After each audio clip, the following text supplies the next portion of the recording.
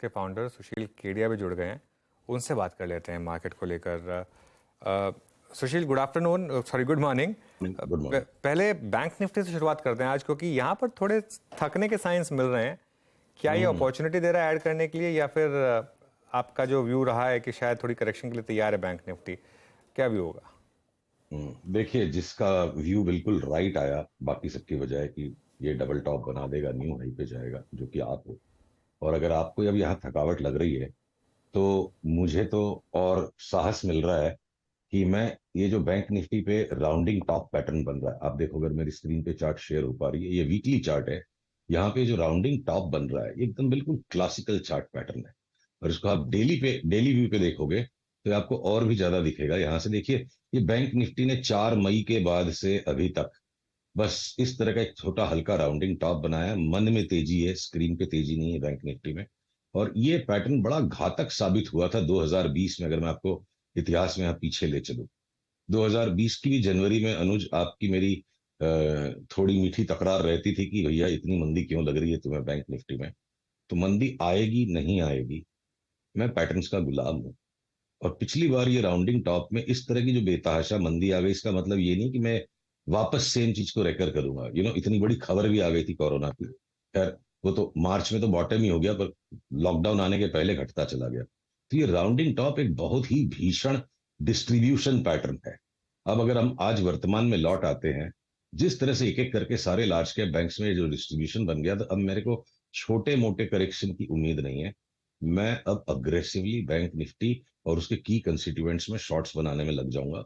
सिर्फ एक HDFC bank का जो उछाल अब आ रहा है, या कोटक बहुत ज्यादा ओवरसोल्ड हो गया है इसलिए वो थोड़ा सा जान वापस आ रही है, पर ये एक्सिस बैंक, इंडसइंड बैंक जिस तरह से इठला रहे, 30-30, 35-35% घट जाएंगे तो कोई बड़ी बात नहीं है। क्योंकि बैंक निफ्टी एक एवरेज है इंडेक्स का, जो 20-25% तो इसमें भी घटने में कोई बड़ी बात नहीं है। टुकड़े टुकड़े में होगा। पहला पड़ाव हम 39,800 को देखेंगे, उसके बाद हम 36,000 देखेंगे। तो एक खतरनाक पैटर्न है, यहाँ बहुत सावधान रहने की जरूरत है बैंक निफ्टी पर। और निफ्टी आईटी में क्या पैटर्न्स बन रहे हैं? निफ्टी आईटी देखिए, थोड़ी सी विचित्रताओं से भरा इंडेक्स है। उससे ज्यादा निफ्टी आईटी को खेलने से ज्यादा जो है, हम इंडिविजुअल स्टॉक्स के अंदर ज्यादा कंफर्टेबल फील करते हैं। बट जो साइड के जो स्मॉलर स्टॉक्स हैं, जैसे आईटी में बिरला सॉफ्ट लॉन्ग टर्म के लिए ले लो, या टेक महिंद्रा जो कंसोलिडेट हो रहा है, तो या इंटेलेक्ट सॉफ्टवेयर है जिसमें खाली इंटरिम टेक प्रॉफिट है। बट मैं अगर आपके सवाल पे ही फोकस करूं, निफ्टी आईटी पे, तो देखिए, मैं इस आईटी सेक्टर के स्टॉक्स भले ही कुछ घट जाएंगे बाकी बाजार के साथ, मैं कुछ भी हो जाए इसको शॉर्ट नहीं करूंगा। उसका कारण बताता हूं। देखिए, ये निफ्टी आईटी इंडेक्स पे 1, 2, 3 पैटर्न बन गया। और अगर निफ्टी आईटी ज्यादा से ज्यादा 27,260 तक भी अगर चली जाती है, तो 3-4% की घटत है।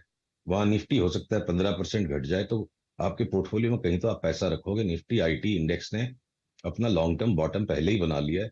बाकी की निफ्टी उसके पीछे चल रही है, लैगार्ड है निफ्टी। निफ्टी आईटी का बॉटम पहले ही हो लिया।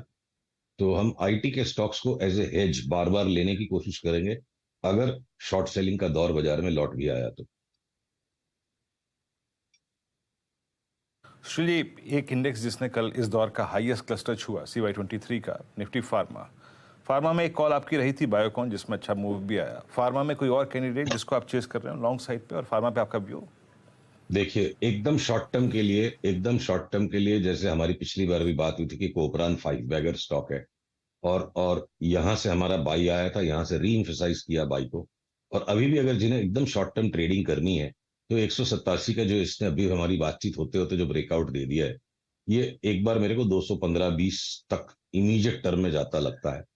और इस तरह के और भी छोटे कई स्टॉक्स हैं, जैसे लॉरस लैब्स है जिसने मेरे को लगता है अपना लॉन्ग टर्म बॉटम बना दिया। तो आने वाले 3 महीनों में अगर निफ्टी गिरती है तो सबसे ज्यादा डैमेज डॉक्टर रेड्डीज और सन फार्मा में होगी। और बहुत सारे फार्मा के स्टॉक्स भी 20-20% करेक्ट कर सकते हैं, जो कि शायद उनका एक लास्ट राउंड ऑफ करेक्शन होगा।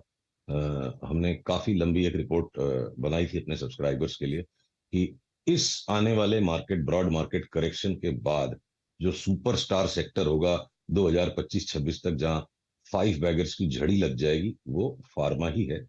तो डॉक्टर रेड्डीज और सन फार्मा सेक्टर के दो सबसे बड़े स्टॉक्स को आप छोड़ दो, तो करीब करीब सारे के सारे स्टॉक्स नेक्स्ट करेक्शन में दोनों हाथ से लेने लायक है, और उनमें से कुछ स्टॉक्स कोपरान जैसे पहले ही चल पड़े, अपना पहले ही फाइनल लॉन्ग टर्म बॉटम बना चुके हैं।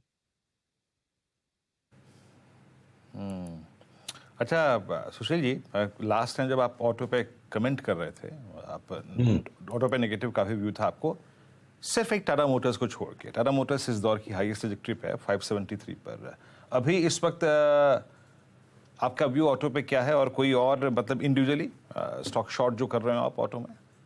देखिए, 2-4 दिन के सौदे अलग अलग अलग धुरी पर चलते हैं, पर मैं अगर ये लार्जर निफ्टी के 15% करेक्शन को लेकर चिंतित हूं, बैंक निफ्टी में अपेक्षित 20 से 25% करेक्शन को लेकर चिंतित हूं। देखिए, मारुति, इसकी चाल पूरी हो चुकी, ये टॉप बन चुका है। Maruti is just making a small rebound. TVS Motors पे अगर मैं आ जाता हूं तो इसकी चाल पूरी हो चुकी। ठीक है, इसका अप ट्रेंड इतना ज्यादा स्ट्रांग था कि इसमें अग्रेसिव होकर शॉर्ट सेल करना अभी भी घातक हो सकता है।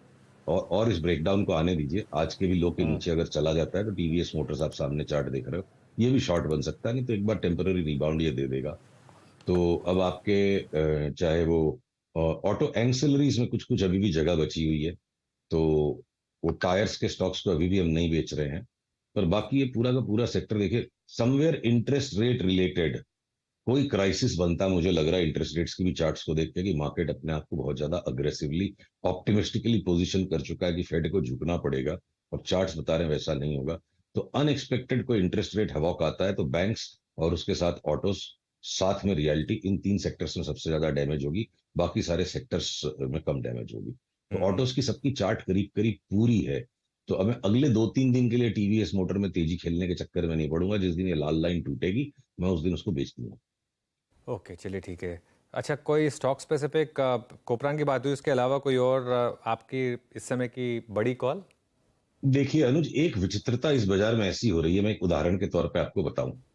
मान लीजिए कि आपको मैं ये सारेगामा की चार्ट ही दिखाता हूं। अब अगर 310 में अपना कॉल था कि एक बार ये 700 की चाल इसमें शुरू हो गई है, और अगर हमने जो ट्रेडिंग का पोर्शन था उस पोर्टफोलियो पे खाली अगर शॉर्ट टर्म ट्रेडिंग कर ली कि 418 पे हमने अपने क्लाइंट्स को शॉर्ट टर्म टेक प्रॉफिट का कॉल आधी पोजीशन का बताया, ये खाली इतना सा डीप आकर के वापस लौट के भाव जैसे सर पे से ऊपर गुजर जाते हैं, किसी भाव में टेक प्रॉफिट कर लो मार्केट लौट के ऊपर आ जाता है। तो साइड के काउंटर्स में अभी भी बहुत गजब की स्ट्रेंथ बनी हुई है। अब जाके finally I think take profit का कॉल आया, और 380 का अगर बॉटम बन जाएगा वापस ट्रेडिंग के लिए और 700 की चाल चलेगी, तो निफ्टी का कॉल अपनी जगह अलग है। उसी तर्ज पे भले ये पीवीआर एफ&ओ में भी हो, अब ठीक है, पता नहीं ये कितनी क्या वायबल स्टोरी होगी। बज मची हुई है कि सिनेमा हॉल से वो एजुकेशनल कोर्सेज बेचेंगे, तो अब वो बस जो भी जितनी मटेरियलाइज होगी उसका अर्निंग्स पे क्या इंपैक्ट आएगा। मैं अगर चार्ट्स का गुलाम हूं, ठीक है, मैं रेखाओं का गुलाम हूं अगर, तो ये 1 2 3 4 5 वेव हो गए मेरे लिए, बुल मार्केट पैटर्न शुरू हो गया, और ये जो पुल बैक है अब हम टकटकी लगाए बैठे हैं कि इसको कैसे भी लेना शुरू करो। और देखिए, आपसे बात करते करते वापस ब्रेकआउट आ गया। कई स्टॉक्स में ऐसा हो रहा है आजकल, आपसे बात करते करते ब्रेकआउट आ जाता है। तो पीवीआर लेकर के मुझे यहाँ से 300-400 रुपया ऊपर बेचने में ज्यादा रुचि है। वो टीवीएस और मारुति की चार्ट के साथ कुश्ती लड़ने का इरादा नहीं है। निफ्टी जब घटना शुरू होगी 18,680 के नीचे जाएगी, तब डाउन ट्रेंड कंफर्म्ड होगा। अभी भी हो सकता है निफ्टी एक बार वापस 19,000 को रीटेस्ट करने की कोशिश करे। तो स्टॉक स्पेसिफिक्स, साइड काउंटर्स, छोटे स्टॉक्स में अभी भी खूंखार तेजी का रुख बना हुआ है। जो चिंता का विषय है वो लार्ज कैप स्टॉक्स है सिर्फ। ओके अच्छा, एक पॉसिबली सुशील जी आपसे लास्ट व्यू आज का, real estate, I mean DLF आपकी स्क्रीन पर रखता हूँ, एक सुस्ती आई बीच में 4-5 दिन की, उसके बाद फिर स्ट्रॉन्ग स्ट्रेंथ दिखाता हुआ।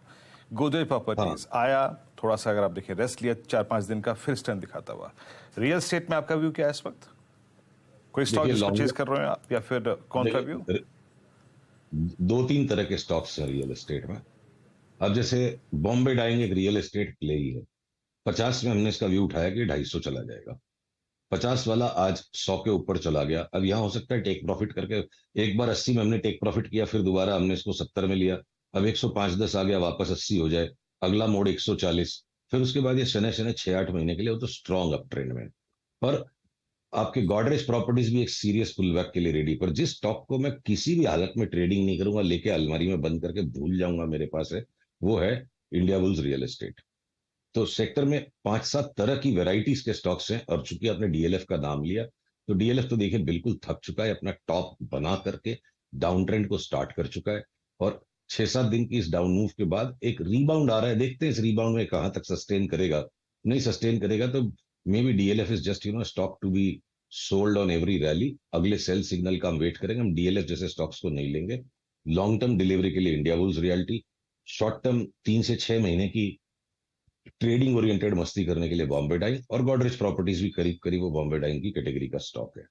तो रियल एस्टेट में भी 4-5 वैरायटी की चार्ट्स हैं। अच्छा, एक आखिरी चार्ट चेक चाहिए था आपसे मुझे, टाइटन। टाइटन पर क्या व्यू होगा? देखिए टाइटन घटने को तैयार नहीं है, और यहाँ लेने में इसको भय लगता है। ये चार्ट ऐसी खतरनाक है कि ये अब यहाँ पे इसके ये इंतजार करना पड़ेगा कि ये कंफर्म डाउन ट्रेंड दे दे। ये देखिए ग्रेवस्टोन दोजी जो बन गया, ठीक है, और ये सारा मोमेंटम जो इसका डाइवर्जेंट है, राजा ऊपर चले जा रहा है, रानी बिल्कुल नीचे सरकती जा रही है। तो सेटअप रेडी है कि कभी भी इसमें एक बड़ा डाउन मूव स्टार्ट हो जाए जिसको वापस 2100 तक ले भी जाए। पर अभी आप एकदम से हड़बड़ा के इसको शॉर्ट नहीं कर सकते। देखिए शॉर्टिंग के लिए बहुत ज्यादा पैनी टाइमिंग करनी पड़ती है, और बहुत नाप तौल के सौदा करना पड़ता है। तो लॉन्ग तो सारे स्क्वायर ऑफ है, यहाँ पे कोई पैटर्न नहीं बचा कि अब यहाँ कोई नया लॉन्ग इनिशिएट करना चाहिए, और लॉन्ग है तो आप काट के निकल जाओ। शॉर्ट सेलिंग करने के लिए जैसे जैसे नीचे सरकेगा वैसे आपको सौदा और क्वांटिटी बढ़ानी पड़ेगी। इसका टॉप करीब करीब लग चुका है। ओके सुशील जी, बहुत बहुत शुक्रिया आप इस कार्यक्रम में शामिल हुए, सभी इंडस्ट्रीज पे और स्टॉक्स पे अपनी खुल के राय रखी, बहुत बहुत शुक्रिया। और अगर कल की